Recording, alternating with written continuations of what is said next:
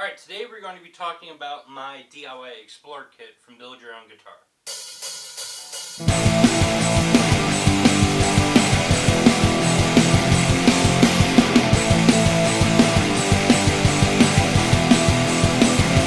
Alright, so we should just get right into it. The kit is great. It is a great kit. There are some gripes I have about it. We'll talk about those later, but first let's talk about the good. The wood itself is very high quality stuff. The body and neck are mahogany, and the fretboard is rosewood. It is real rosewood. Not sure how they got away with that. Maybe it's a different kind of rosewood that's not banned. Yeah, but the wood is great. There's nothing wrong with it. It's very high quality. Not a lot of filler. I didn't see any filler, so I believe it's a 2-piece body. Could be 3. I believe it's 2. And the neck is 1 piece as well. One thing I don't like about it is the hardware was very cheap that came with this kit. Especially this tailpiece. I didn't get a new tailpiece, I just kept that, but this hardtail right here, it was so tight it doesn't exactly fit that I had to hammer it in with a mallet, and the mallet kind of struck some of the wood and gave some dents there. Which is fine. It's fine. It adds character. I'm not too pissed about it. But, you know, they could do that. Putting more expensive hardware in the kit would mean that they might have to skimp on the wood. Which I would rather have to buy new hardware than not have a good piece of wood. So speaking on the kind of bridge area, I did get a new bridge. This is a Tone Pros bridge. The one that came with it was just really cheap, really crappy. The actual saddles would kind of rattle around. So I just replaced that. The tuners, I replaced as well. These are Grover Minis. The tuners that came with the kit were absolutely garbage. They were kind of like those cheap Squire ones you get on like Strats and stuff. So replace these. They sound great, work great. Keep the guitar in tune, which is good. The pots they're just okay. The tone pot right here is out of phase. So when you roll it all the way up, it gets darker. When you roll it back, it gets brighter. That's easy to fix. You just take the hot and the ground and just flip where they are. That's easy to fix, but that is something to consider. They obviously don't make their own hardware. They just buy that. So it's not entirely their fault. So it was actually pretty easy to build. I have never built a guitar before. I am fairly handy. But yeah, it was not hard. I didn't have to do a bunch of math to line up the neck angle. That was all set. I literally just glued the neck on and clamped it down. That's really all I did. And it's not that hard to do. You can absolutely totally do that. The paint is StuMac. Their aerosol spray-on lacquers, and I also use their grain filler. The grain filler works great. I made a mistake. I didn't put it on correctly. I just kind of brushed it on lightly, but you're supposed to kind of take a scraper and really push it into the grain. So in some spots you can actually see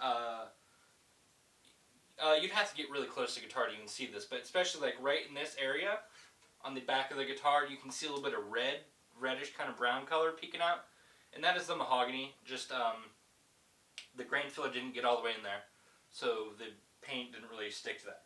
That's totally fine. But the paint itself, I thought was awesome. It is about 3 or 4 coats of black, and then I believe 3 coats of lacquer, and it works great. It's nice and thin. It doesn't feel super thick. I didn't buff it out as well as I could have, so it does kind of look aged, which I think is super dope. I really enjoy that about that. But especially here on the back of the neck, you can probably even see that. It took on a super high gloss just from me playing it. And I've only built this guitar 2 months ago. So it doesn't take long for you to get that cool kind of worn-in effect. Another thing that I wish was different was this output jack. That, it wasn't formed to that kind of shape, so it just didn't fit. So I just had to bend it So I wish that was different. This switch was, well, it still is. The cavity, there's kind of like a round cavity right there, wasn't cut wide enough to be in this up-down configuration. It was cut kind of like an oval, and it was like that. So instead of going up and down like I'm doing now, you would have had it gone like that, which I didn't really like. So I just took just a round drill bit and just made that hole bigger. That worked. That was totally fine. The pick guard that came with it was absolute bullshit. It was super thin. It was warped a little bit, and it didn't come up here. It only went like right there. So I just bought this one. It doesn't fit exactly, but that I can just take that to a luthier and he can cut it. That's totally fine. I put on a graphite nut. That was fine. The one that came with it was just cheap plastic. It is what it is. So as you can see, I put on a Gibson logo that I got from Etsy, which I think is super cool. Gibson, give me a call, sue me. I'm not paying you. Although I do love Gibsons. I have 3 actual Gibsons. And talking about Gibson, we should talk about the price. So this kit, after all the things I bought, cost me about $5.50 and some change. If you would have bought a real Gibson Explorer, not used, brand new, is like $1,800. You can probably get one for $15 used, maybe in some rough condition, $1,000. So that is a very good option if you want a high quality guitar for an affordable price, and you know it's good to learn things. And I certainly learned a lot doing this. Pickups, these are also StewMac. They're Golden Age humbuckers, PAF kind of style. I like them. I really enjoy them. They sound great.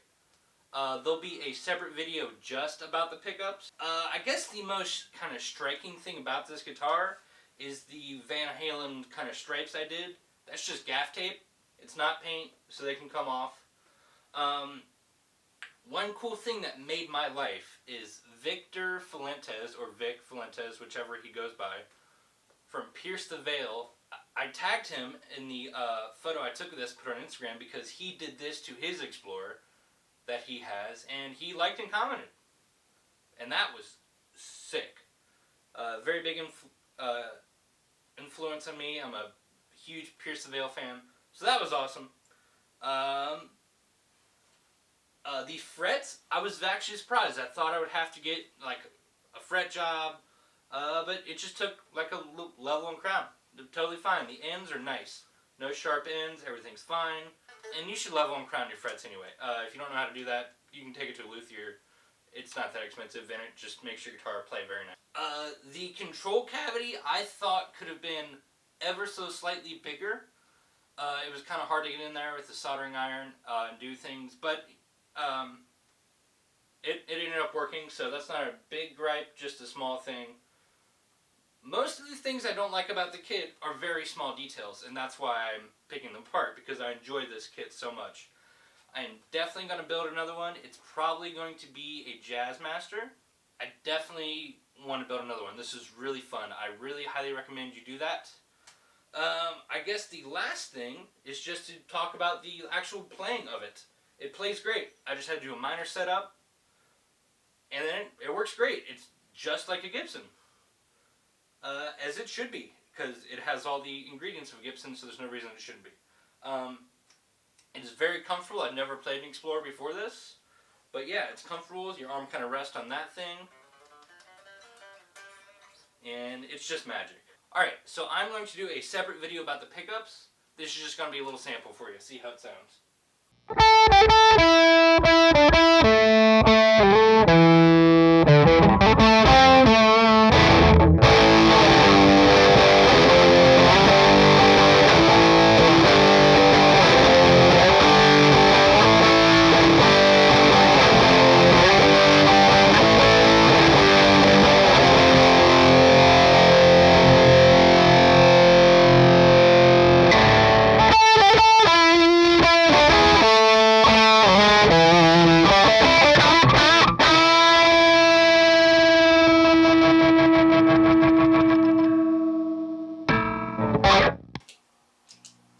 Alright, and here it is just clean.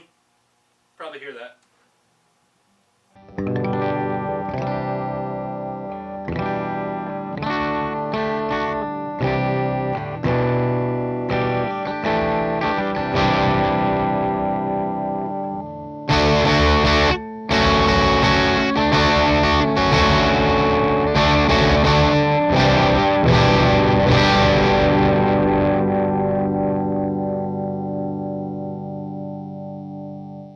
Alright, that was the demo of my DIY Explorer. Stay tuned for the pickup demo. And you should be seeing a lot of this guitar because I love it. Definitely going to use it on gigs. Haven't used it on a gig yet. That will be changing next month. Yeah, can't wait. Thank you. Peace.